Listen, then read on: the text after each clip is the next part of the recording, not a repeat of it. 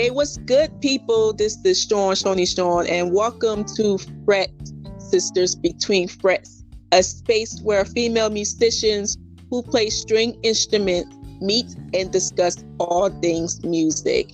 We have a great show for you today, and we have Samantha Hollins, also known as Ghetto Songbird, with us today. She's a singer, songwriter, guitarist. I think for me, is she just have like this light of energy, just got the positive energy from the sun and just comes right down. But when she's on that stage, she is full of life. Oh, so Ghetto Songbird, how are you doing today? I am awesome, sis. How are you? I am great. Like, when my first time seeing you live was a few months ago at the Black Arts Festival. Like, I am amazed about your energy. Like, I don't know how much energy you got. I wish I had your energy, because if I be on that stage moving around all like that for one song, I'll be all tired. I was like, hold up. I'll be run up. But I wish I have your energy that you have. Like, I just want some of your energy. So how do you get that name Ghetto Songbird? Like, how that name come to you? Oh, wow. Way back in 2000, I was sitting in my room on 16th and Master in North Philadelphia, and I was doing a lot of talent shows at the time, and I was going under my government name. I'm like, I need something more that connects with what I'm doing as an artist, and I needed something that says more about my music and what my music was about at that time, which is very social conscious at that time, and it still is. I decided to name myself after this bird that used to sing out my window. Every morning I'm hearing this bird sing this beautiful music amidst all this crazy noise that goes on, the soundtrack of the hood. So when I heard that bird, I connected to that bird because I realized that, you know what, amidst all that stuff that's going on out there, beautiful things do come out of the ghetto. And that's what I wanted to represent with my music. Wow. I wish I have that story that you have, because I was originally born at Chester. Okay. So it was very crazy back then, and it's crazy now. And I wish it's like, yes, I definitely can relate to that. You had some influences with like rock and roll. Like, what makes rock and roll put your creativity in high standards? With rock and roll, I guess like gumbo, a little bit of everything that my mom played on her record player when I was growing up. I never sat down and said, I'm going to do rock and roll. When I picked up the guitar, that's just what came out of it.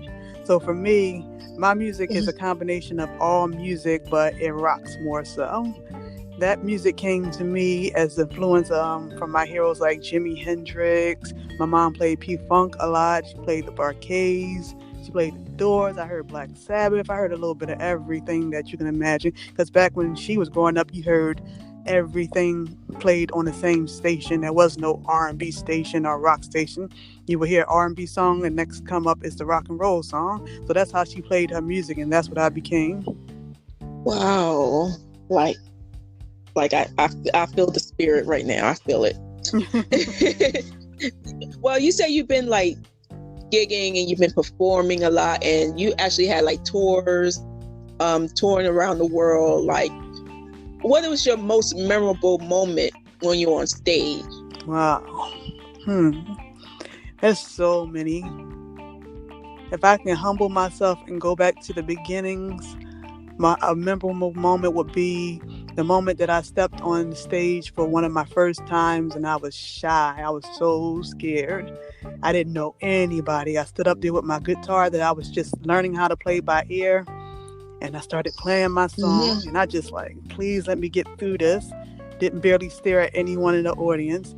And after I did that show, I'll never forget, this brother by the name of Kays came up to me. He was like, you are the female prince, but this is what you have to do in order to connect with your audience. And he gave me a list of things that I needed to do, like look at my audience, talk to my audience, connect with my audience, sing to my audience, play for my audience. Don't just stand there to myself and play. And after that, I said, you know what? I'll never go on stage and just play songs. I'm going to be those songs. I'm going to perform those songs. So to me, that's a memorable moment because it's not about the glitz and glam and all that stuff that goes on. It's about those people that help you to get along the way. So I give that shout out to Brother Case. I might have to take that page out of your book because I really needed that. Because sometimes I get nervous myself on the stage, and usually it might be natural for me, but I get nervous, especially like being on stage and I'm about to speak out to my original music to the audience. I keep thinking to myself, what if they don't like it and all that stuff? And I was so nervous about it. Now I'm not anymore. So probably I would definitely take that page out of your playbook, and I would do that in my future performances because I was so nervous at first. And the elders know best. When the elders come up to you, there is no argument about it. It's just shut up and listen and see what I can get from this. Sometimes it's hard to take that criticism, but I'm glad that I did. Yeah. So let's talk about your music. The first song that I ever heard from you, and I think you said it's the old song, was Sirens. And that was one of my favorite songs from you so far. And then on the songs that you was performing when I saw you live was and your songs are very catchy, like Mother Sucker Blood Suck. Yeah. I was in here listening to it, I was like, oh my God, like, and Lipstick Heels and the Blind One, that's also my favorite too, because I do Yes, I've been paying attention. Okay, because next time I might have to learn your songs in case you probably put me upstage or something. I got people picking that. Lipstick Hill and a bottle of wine. Okay, I got my bottle of wine next to me right now, and I got my lipstick. I ain't got no heels. I'm just chilling right now at home, but I'm on my lipstick and the wine on deck. So, but I really love your music. Like, how creatively, you came up with these songs? Like, what was your inspiration? I draw from the moment, like Lipstick Hills and a Bottle of Wine. That came from discovering who I am or was at the time, going from a young lady into a woman. And I was connecting with that as I grew as an artist, because when I first started off, like I told you, I was shy. I mean, I still am shy, the introvert, quiet to myself. But when I get on stage, it's a different story. So I wanted to use metaphors to kind of explain that growth as a woman and connecting with my womanhood with that particular song. Mother Sucker, Blood Sucker, that's a different story. That's all the industry stuff that I went through. It's basically saying that all these people kind of want a piece of you, but you're trying to maintain your sanity as you grow in the industry. Yeah, there's like, finally I get to understand behind those songs. Like Third Eye from the Sky. What is that? You know, when I first wrote that song, I had no idea what that was about. That's one of them songs that was gift from the universe. You didn't even write that. It was just given to you. But the more I performed it, I realized what it was about. It was connecting with the ancestors. And the ancestors been guiding me along this journey from the beginning up to now. And it probably will continue so. Because without them, I don't know where I would be in this industry, because so much goes down that, oh my goodness, especially for a woman, it's a lot. So you have to have that grounding, whatever you call your grounding moment. That's what it is. And that song, that's what it is, my grounding moment amidst all that I do when I'm journeying upon the industry, as far as tours or interviews, recording, whatever it is. I need that grounding song. Yes, everybody needs a song to keep you grounded and everything like that. Yeah. So you are a very busy woman. Like, you not only a musician, you also a wife, you also a mother. Like, how do you, as a mom, like, how do you balance all that and actually still work on your grind? Like, how do you balance all that? I gotta be honest, I didn't know at the beginning how to balance all that. I called myself quitting music, and then I said, I'm gonna do it again, then I quit, then I'm gonna do it again. I felt like I didn't know how to go about it, because I wanted things to be the way that it was. But when I realized that it'll never be the way that it was, I had to accept what it was now and call it my new normal. And from there, it's the balancing act, just involving them. So it's not a thing where, oh my goodness, they're in the way. No, they're a part of it. So now I can Yeah. teach them, and they know that they have to respect the mic, they have to respect the stage, they have to respect rehearsal time, because they understand how it works and what it takes to be an artist, because now they're grooming themselves and we're grooming them as the artists that they want to be, because we never put it on them. They chose, hey, I want to sing, I want to play this, I want to dance, and whatever it is they want to do. So now they understand by going through their own rehearsals that this is something that mommy and daddy take serious. It's not a game, it's not a hobby. So we work together as a team. My husband is like a co-manager. He's my roadie. He plays drums. He does all the extra stuff that I need done.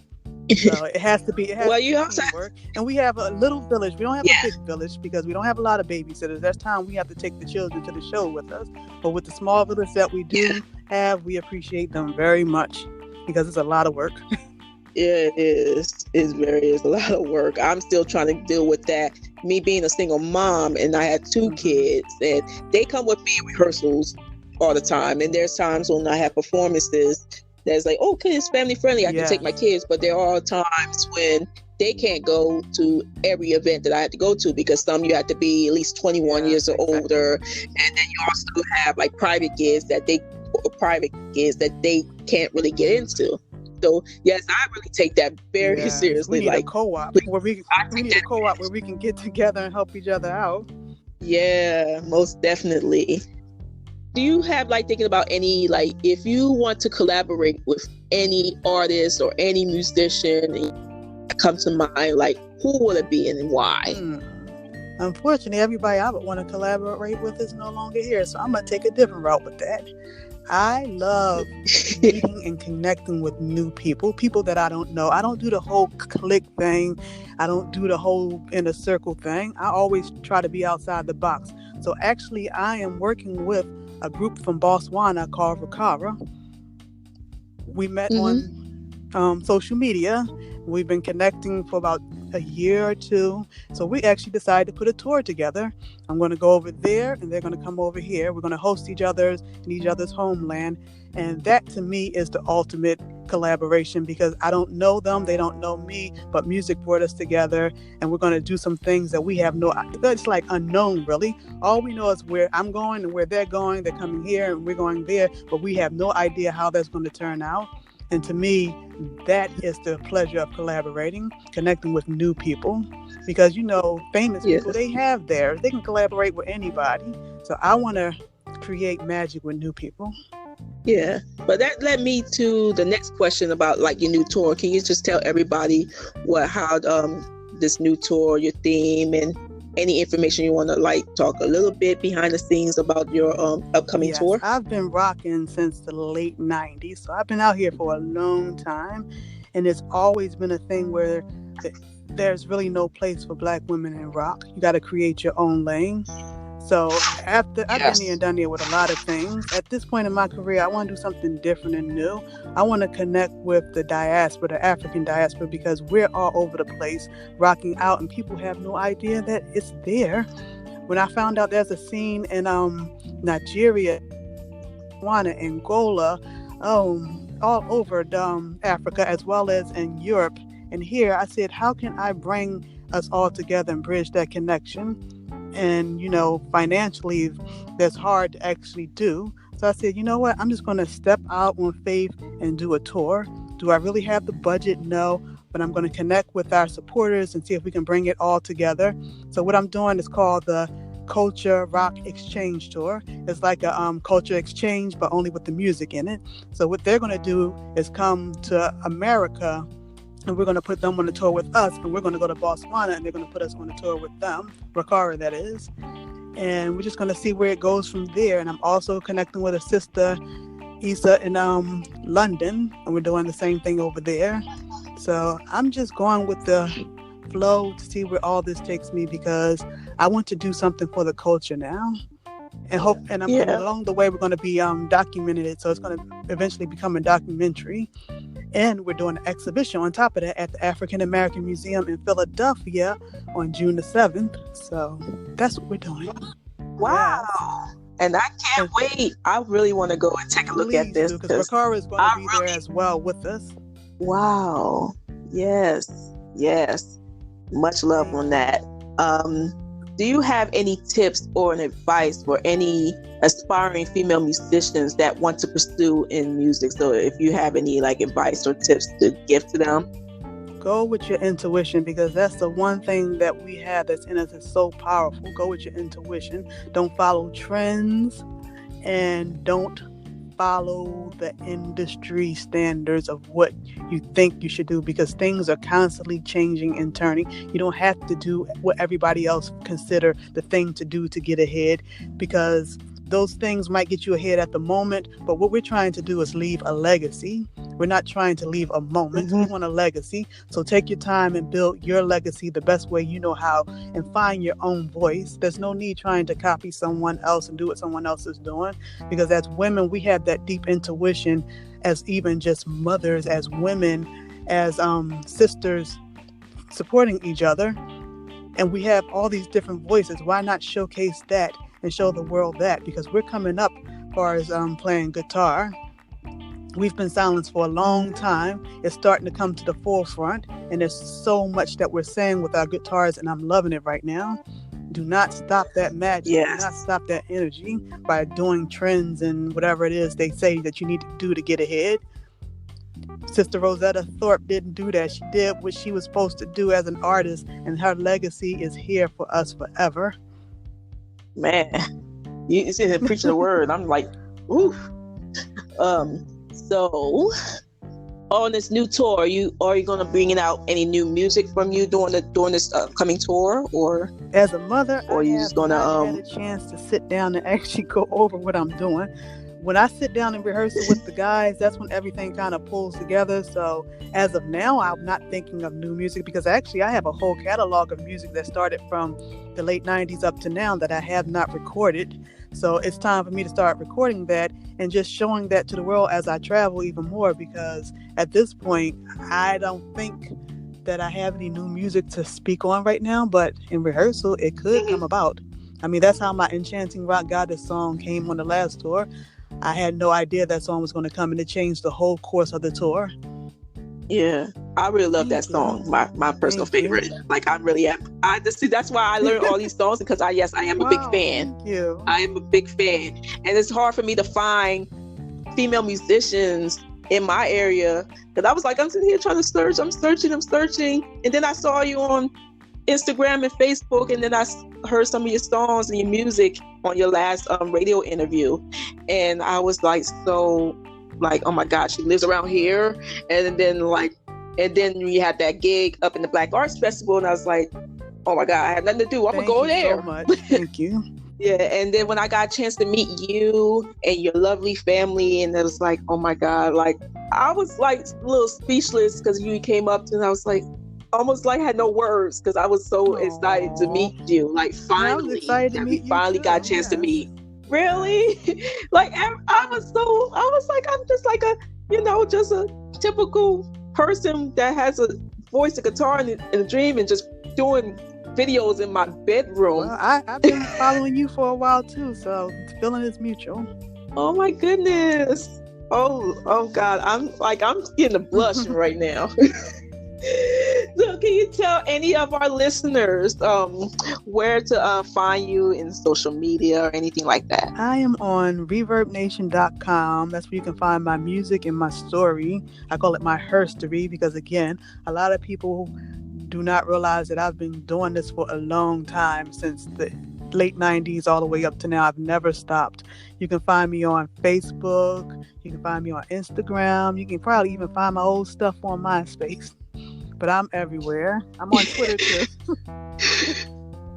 Yeah, I was like, did everybody still got MySpace? I actually did still have MySpace, but I don't know my password anymore. I never deleted it, so I'm sure it's archived somewhere if anybody wants to look it up. Black Planet, all those spaces. I've been around on social media.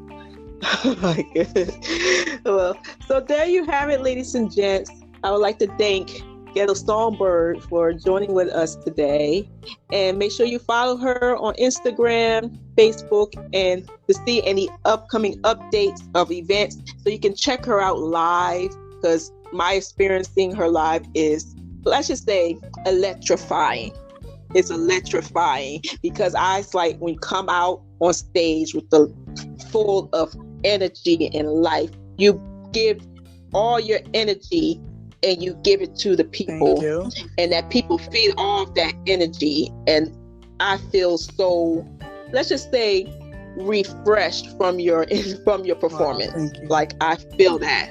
And make sure you follow us on our Instagram, Fret Sisters, and like our page on Fret Sisters 1. Until then, thank you for joining Fret Sisters Between Frets. I'm Shawn Marshall, and thank you for listening. Bye.